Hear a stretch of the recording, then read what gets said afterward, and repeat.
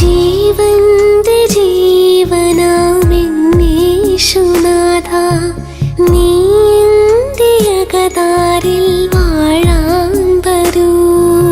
സ്നേഹം കൊതിക്കുന്നൊരു മാനസത്തിൽ വേഗം വരേണേ നാഥ.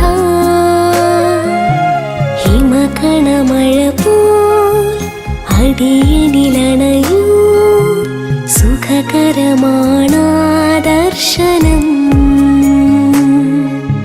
ഹിമകണമഴ പോൽ അടിയനിലണയൂ, സുഖകരമാണാ ദർശനം.